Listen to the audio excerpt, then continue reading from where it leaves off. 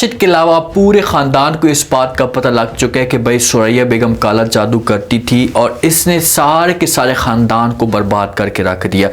अभी राशिद अपनी माँ से सबूत लेने की कोशिश कर रहा है, अभी भी ये अपनी माँ के ऊपर शक कर रहा है और बार बार अपनी माँ से बात पूछता है कि माँ जी आपने क्या निम्रा के बच्चे को ज़ाया करवाने की कोशिश भी की। तो आगे से माँ झूठी कसम भी खा लेती है। देखिए कि इसने अभी तक कुछ सबक नहीं सीखा, इसे एहसास तक नहीं हुआ कि यार इतना ख़ानदान बर्बाद हो चुका है, हर चीज़ रेज़ा रेज़ा हो चुकी है। तो ये औरत अकेले में बैठकर सोचती और सबसे जाकर माफ़ी मांगती तो हो सकता है कि इसे माफ़ कर दिया जाता, लेकिन झूठी कस्में खा रही है तो इसे कड़ी से कड़ी सज़ा मिलनी चाहिए। अब नेक्स्ट एपिसोड में इसका इंजाम क्या होगा इसके साथ। अगर राशिद को मुकम्मल तौर पर यकीन हो जाता है तो क्या राशिद अपनी माँ को हमेशा के लिए घर से निकाल देगा। इस वक्त निम्रा ने घर छोड़ने का फैसला किया और राशिद के पास आई। राशिद इसे समझाता रहा, इसे बार बार कहता रहा कि प्लीज़ आप ये घर छोड़कर मत जाएं,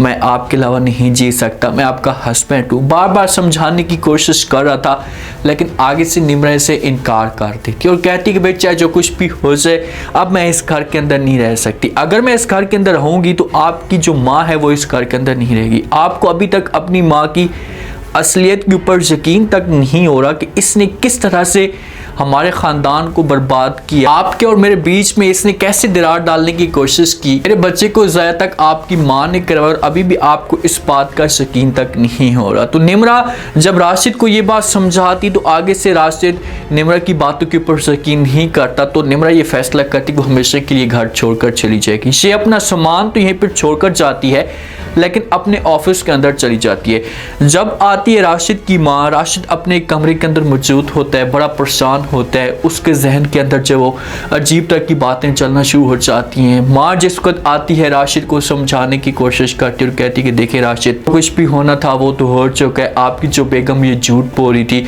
मैंने ऐसा कुछ भी नहीं किया। तो आगे से राशिद अपनी माँ को कहता है कि माँ जी मैं आपसे एक बात पूछना चाहता हूँ, आपने मुझे सच सच बतानी। राशिद अपनी माँ का हाथ पकड़कर अपने सर के ऊपर रख देता है, अपनी माँ को कहता है कि माँ जी आप मेरी कसम खाए। तो आगे से जैसो का सुरैया बेगम से बात सुनती तो राशिद से पूछने की कोशिश करती और कहती कि भाई किस बात की कसम। तो आगे से राशिद कहता है कि भाई आपने क्या निम्रा के बच्चे को ज़ाया करवाया था, क्या आपने मिसकैरेज करवाया था। तो ये बात जब माँ सुनती है तो जहाँ पर माँ मुकर जाती है।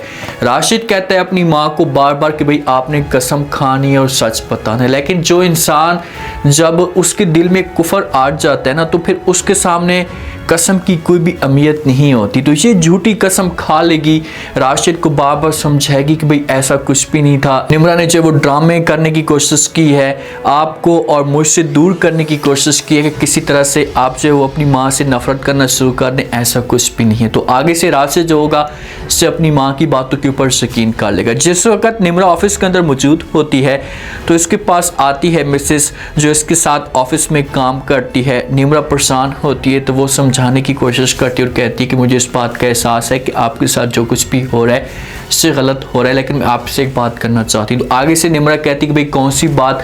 तो फ़ौरन जो मिसेस होती है वो कहती है कि आप ऐसा करें कि आप जो वो हमारे घर के अंदर चलिए, आपका जितना भी सामान होगा उसे उठाते हैं और वहाँ पर शिफ्ट कर देते हैं। मेरे जो वालिदैन थे उनको भी बड़ी चाहत थी, आपसे मुलाकात करना चाहते थे, वो आपको जब देखेंगे तो बहुत ज़्यादा खुश होंगे। तो ये बात जब निम्रा सुनती है तो इसे यहाँ पर इनकार कर देगी और इससे पूछती है कि भाई आपको ये सब कुछ किसने बताया। तो अब हो सकता है कि वजहात ने सारी की सारी बात शेयर की हो, तो इसी वजह से इससे कि ये बातें कर रही हो। तो किसी भी तरह से ये निम्रा को राज़ी करने की कोशिश करेगी। निम्रा को कहेगी कि भाई आपने हर सूरत मेरे साथ चलना है जब तक आपके जो घर के मामलात होंगे ये ठीक नहीं होते। तो निम्रा बात मान लेती है और ये आप जाती है जहाँ से अपना सामान उठाने के लिए अपने घर के अंदर। जिस वक्त वहाँ पर जाती है ना तो उस जगह पर एक नया तमाशा खड़ा होता है, क्योंकि आगे से जिस इंसान ने निम्रा के साथ ज़्यादती की थी तो वो निम्रा के वालिद के साथ मुलाकात करता है और सारी की सारी कहानी निम्रा के वालिद को बता देता है। उसे कहता है कि भाई इस ख़ानदान को, इस घर को जो बर्बाद करने वाली बेगम थी ये सुरैया बेगम थी, इसने हमारे ऊपर काला जादू किया, निम्रा के ऊपर काला जादू किया और तब जाकर ये ख़ानदान बर्बाद हो चुका है। सारी जो बातें होती हैं A to Z इसे निम्रा के वालिद को बता देता है और ये भी बताता है कि जिस वक्त निम्रा की शादी हो रही थी, निम्रा के के ऊपर भुगतान भी सुरैया बेगम की वजह से लगा था। तो तब जाकर निम्रा के वालिद को एहसास होता है, फौरन वहां से अपना सामान पैक करता है और निम्रा के घर में आ जाता है। जब निम्रा के घर में आता है तो वहां पर सुरैया बेगम मजीद तमाशा खड़ा कर रही होती है, मजीद राशिद के सामने अपने आप को सच्चा समझने की कोशिश कर रही होती है। इतने में निम्रा के वालिद की एंट्री हो जाती है और वो आकर राशिद की माँ को रोकता और कहते हैं कि बस हो गया, बस बहुत कर लिया आपने मेरी बेटी के साथ ज्यादती, मैं मजीद ये सब कुछ बर्दाश्त नहीं करूँगा। मैंने ऐसा कभी भी नहीं सोचा था कि आप इस हद तक भी जा सकती हैं, इस तरीके से भी इस ख़ानदान को बर्बाद कर सकती हैं। बस अब मैंने फैसला कर लिया कि मैं अब इस जगह पर नहीं रुकूंगा और अपनी बेटी को अपने साथ लेकर चला जाऊँगा। तो यहाँ से निम्रा का हाथ पकड़ता है और इसे अपने साथ लेकर चला जाता है। वहां पर जो सुरैया बेगम की हालत बिगड़ सकती है, अब इसके ऊपर अजाब तो आएगा, इसे सजा तो कड़ी से कड़ी मिलेगी। मैं ये सोच कर बैठा होता कि जब इसे अपनी गलती का एहसास होगा तो ये राशिद के पास जाएगी, निम्रा के पास जाएगी और जाकर माफ़ी मांगेगी, उनकी मिन्नतें तलब करेगी। तो इस तरह से इसे अपनी गलती का एहसास भी हो जाएगा और घर वाले माफ़ भी कर देंगे। लेकिन अभी तक ये अपनी हरकतों से नहीं सुधरी तो इसे कड़ी से कड़ी सजा मिलनी चाहिए।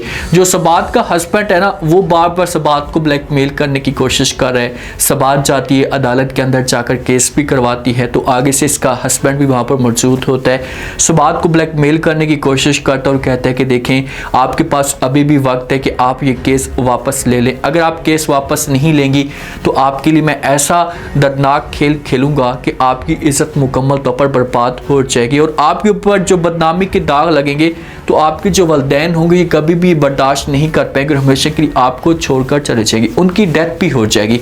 ये ब्लैकमेल करने की कोशिश कर रहा होता है।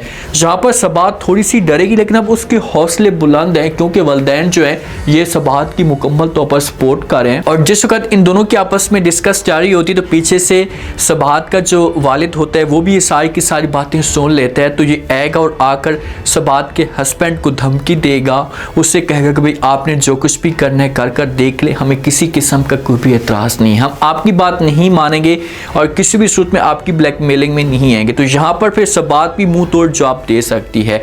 ये सबात को मुकम्मल तौर पर इसके हस्बैंड से आज़ाद करवाना चाहता है क्योंकि सबात के हस्बैंड ने सबात के ऊपर इतने ज़्यादा जुल्म किए कि कभी भी सबात आप उसके साथ रहना अपने आप को ठीक नहीं समझती। वो चाहती है कि बस इससे मेरी किसी तरह से जान छूट जाए। देखते हैं कि सबात की इज्जत को ये कैसे बर्बाद करे। अब क्या होगा आने वाली साथ में, अब जितनी भी अकसात रह चुकी है ना 2 या 3, इसमें सुरैया का जो इंजाम होगा ये दर्दनाक होगा। सुरैया को कड़ी से कड़ी सजा मिलनी चाहिए। सबसे पहले तो जिस हिसाब से अब दिखाया जा रहा है और आकर निम्रा का वालिद बातें सुनाता था सुरैया को, तो वहां पर सुरैया की जबान के ऊपर भी असर पड़ सकता है, इसकी जबान भी टेढ़ी हो सकती है, कोई अल्लाह की तरफ से इसके ऊपर अजाब भी आ सकता है। और जिस वक्त अजाब आएगा तो फिर जाकर अगर से अपनी गलतियों से नहीं कोई सीखती तो फिर इससे भी बेहतर, इससे भी बड़ा इसके ऊपर अजाब आ सकता है। अगर इसे एहसास हो जाता है तो ख़ानदान वालों को चाहिए कि इसे माफ़ कर देना चाहिए। लेकिन इस ड्रामे से सबक एक दफ़ा मैसेज ज़रूर जाए कि कोई भी औरत जब इसका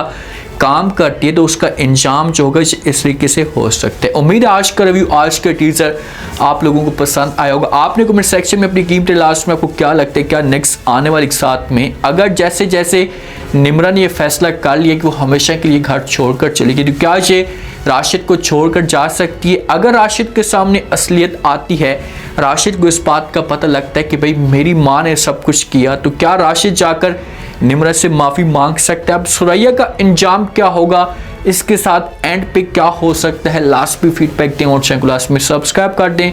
शुक्रिया, अल्लाह हाफिज़।